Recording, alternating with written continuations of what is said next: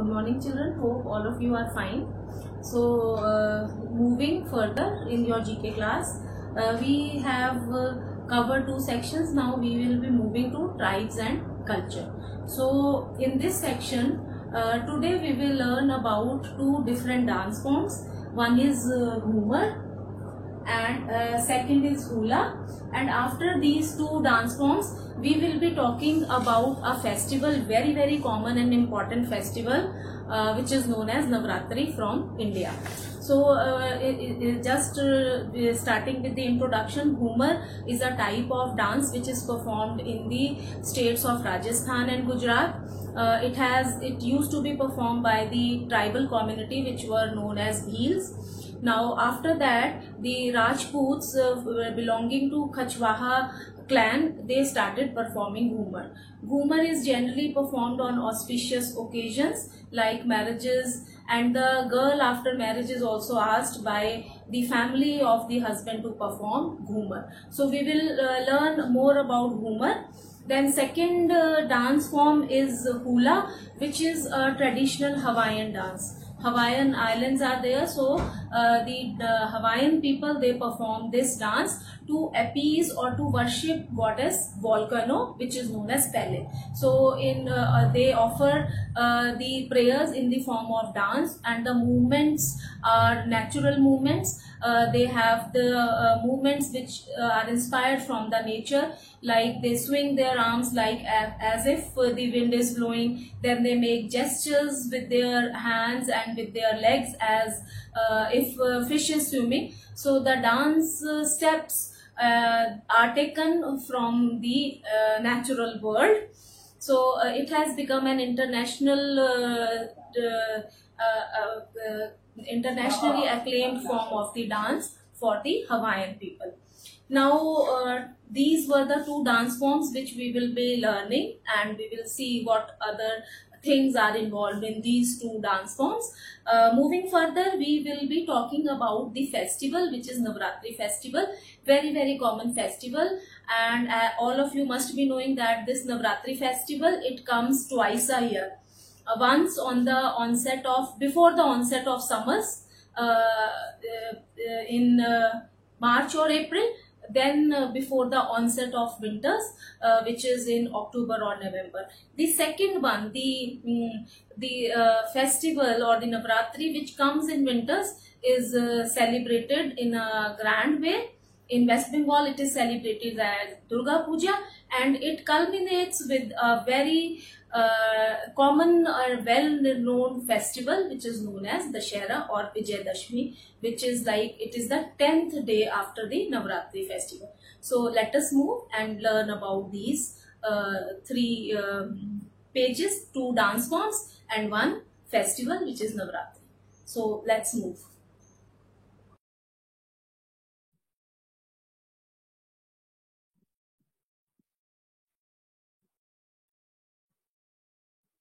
So we are starting with the first dance form, which is Ghumar. Ghumar is a picturesque traditional folk dance of Rajasthan in India and some southern parts of Asia. So Ghumar is presently done by the Rajasthani people, as well as it is also performed in southern part of the Asia. It is highly enthusiastic and energetic folk dance performed by women on festive occasions and other auspicious events like marriage. So it is a dance form which is done on the events of festivals, as well as when there is some auspicious occasion in the house, just like marriage or a childbirth, and Ghumar is performed. The origin of Ghumar dance is traced into the customs of Bhil tribe and turned out to be the showcase dances of Indian art and culture worldwide. So initially it used to be performed by the tribe Bhil. The Bhils used to perform this dance, which eventually became the Indian showcase of the Indian culture outside India in the world. Now, this folk dance got its name from Ghumma, the bodily movement in circular fashion. So, the word Ghumar has come from the word Ghumma, in which the body is moved in the circular fashion. The circular dance movements display the spectacular colors of the flowing ghagra, the long skirt of the Rajasthani women. So women who perform Ghumar, they wear long skirts which are known as ghagra. The dance is articulated by the measured steps and graceful inclinations of the body, with the faces of the dancers covered with colorful chunris or veils. So when the ladies they perform Ghumar, they wear long skirts which are known as ghagras and also chunris by which they keep their faces covered, and that is also known as veil or the ghungat. Now the dance beautifully embraces the positive energies of goddess Saraswati. This dance is usually done in the circle with gracefully synchronized movements accompanied by men and women singing together. So when the women perform Ghumar, men and women they accompany them by giving the music, and they sing along with those women. Now over the period of time the dance has evolved a lot, and its different variants are popular in different parts of Rajasthan. So the dance form has been changed, and in different parts of Rajasthan it is performed with slight variations. Now let us see what are the variations. In Udaipur it is extremely musical and resembles the Garba of neighboring Gujarat. So when it is performed by the people of Udaipur, it is very musical and it resembles Garba, which is a dance form which is performed by the Gujarati people.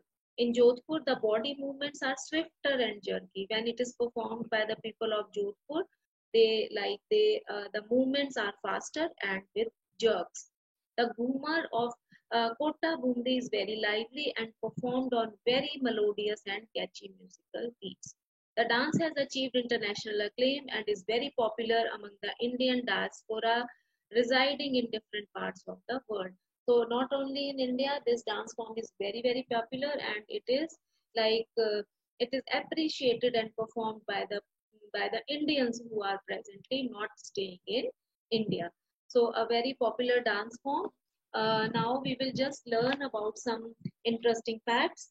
Ghumar is traditionally performed by the bride after being welcomed at her husband's home. Second, the dance form was first said to be adopted by Kachwaha clan of Rajputs ruling Jaipur after defeating Bhils. So earlier Bhils used to perform this dance. Now the Kachwaha clan of Rajputs, they also perform Ghumar on various occasions. So this was all about Ghumar. Now moving to the next dance form, which is Hula. So let us see from where Hula has come. Now, hula is a beautiful artistic Hawaiian traditional dance. It is the religious dance performed mostly by women to worship and appease the deities. So, hula dance form is generally done to appease gods. The dancing is accompanied with musing, chants, and storytelling songs called mele. So, the dancing also is accompanied by music. Then there are different chants and also storytelling songs. The songs they tell some story, and those are known as mele. Hawaiian people use the mele to pass on their culture and traditions to the next generation and the world around. So mele is used to tell different stories which revolve around their culture. Now, the dance is a complex art form which usually portrays the singing with smooth bodily gestures and hand movements, representing the movements found in nature like trees blowing in wind, fish swimming in oceans, etc.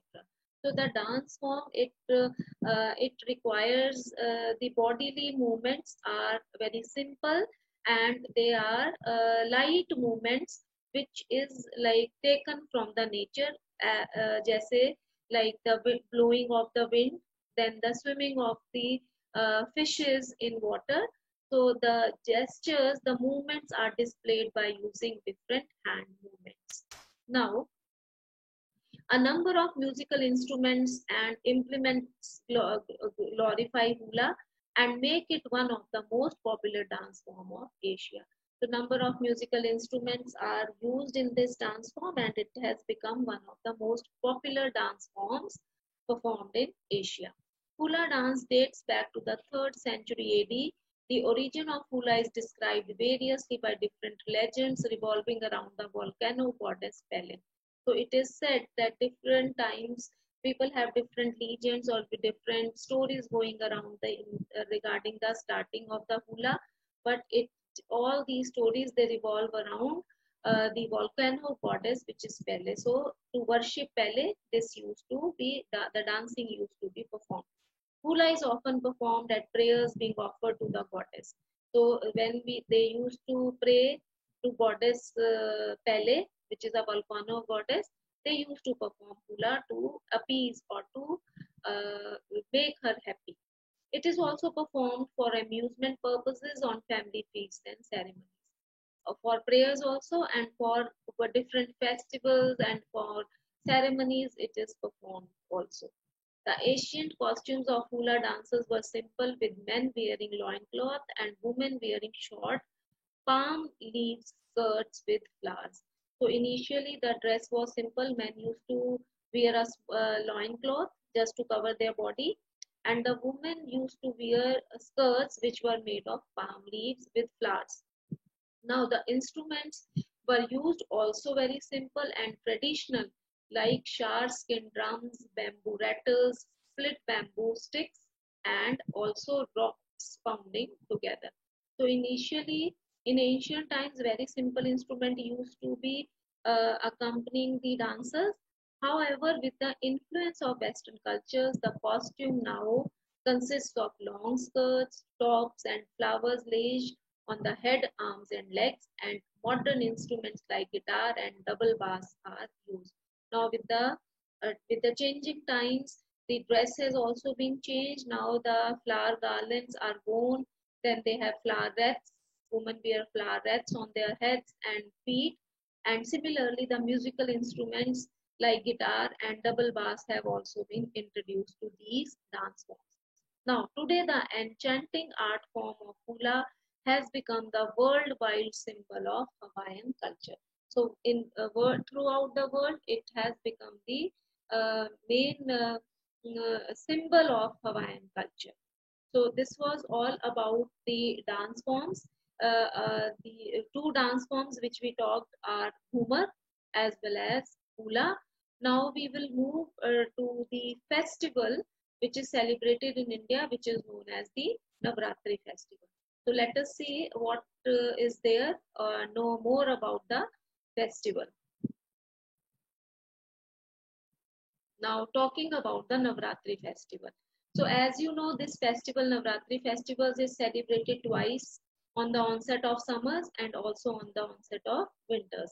In summers, it comes around in April, and in winters around October. So let us see what is the festival and how it is celebrated in different parts of India.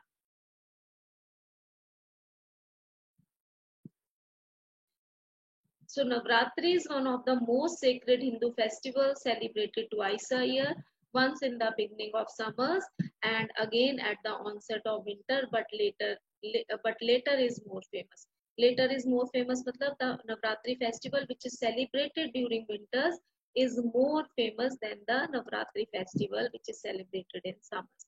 So let us talk about it. Now during the festival of Navratri, 9 forms of goddess Durga, which are Shailputri, Brahmacharini, Chandraghanta, Kashmanda, Skandamata, Katyayani, Kalaratri, then Mahagauri and Siddhidatri are worshipped in that order. So 9 forms of Durga are worshipped on each day. Like on first day we have Shailputri, then we have Brahmacharini, then we have Chandraghanta on the third day, and likewise on the 9th day Siddhidatri are worshipped. The Navratri is celebrated on the onset of winter and commemorates the victorious return of Lord Rama to Ayodhya after defeating Ravana. So it is like it starts with the 9 days and 10th day culminates in Dashera. On this day, Lord Rama killed Ravana, and it is also known as Vijayadashmi. Now the word Navratri literally means 9 nights in Sanskrit, Nav for 9 and Ratri for nights. So it is very clear it has come from the Sanskrit word which means 9 nights. Navratri is celebrated with delight, performing prayers in the morning and dance and music at night. So in the morning, people keep fast. They pray, they visit temples, and in the night it is celebrated by with music and dance. In the state of West Bengal, Navratri is celebrated as Durga Puja to worship Shakti, the female embodiment of cosmic power. So in West Bengal, this festival is not known as Navratri; it is celebrated as Durga Puja. However, the forms of goddess being worshipped differ from region to region. In Bengal, also different forms of goddess Durga are worshipped. On the ninth day, that is the Mahanavami, in which young girls up to the age of 8 to 9 years are invited for feast as 9 incarnations of goddess Durga. Now, on the ninth day of the festival, which is also known as Mahanavami, the girls from like up to the 7 or 8 year old girls are invited, and they are offered prasad and gifts, and they are considered as the incarnation of goddess Durga. ऐसा माना जाता है कि आप कन्याओं को घर बुलाते हैं, उनका पूजन करते हैं. This means you are praying the deity. Durga के अलग अलग रूपों की पूजा कर रहे हैं. That is why the girls are invited and they are offered prasad as well as gifts. Now, during Navratri, many people keep fast for all 9 days to purify the body and soul of undue desires and to unite with the Almighty.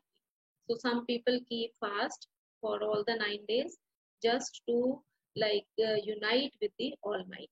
The 10th day of the festival culminates in the Shera or Vijayadashmi, which is celebrated with great pomp and show. Now, the 10th day is celebrated at the Shera. We are talking about the Navratri festival, which is celebrated during winters.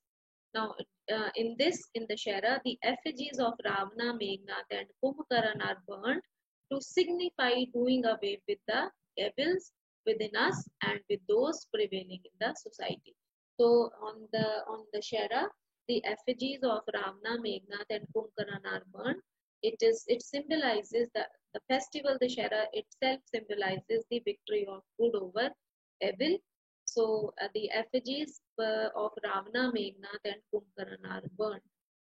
Ravan, Meghnad, और Kumbhakaran के पुतले जलाए जाते हैं, and in this way the Navratri culminates with the Shera. So this was now this was all about the topics which we were to cover today. Now, today, just revising in 2 minutes, we talked about two dance forms, which are Ghumar, which is from Rajasthan, and the second dance form is Bhula, which is performed to appease or to make happy goddess of volcano, which is known as Pele in Hawaiian Islands.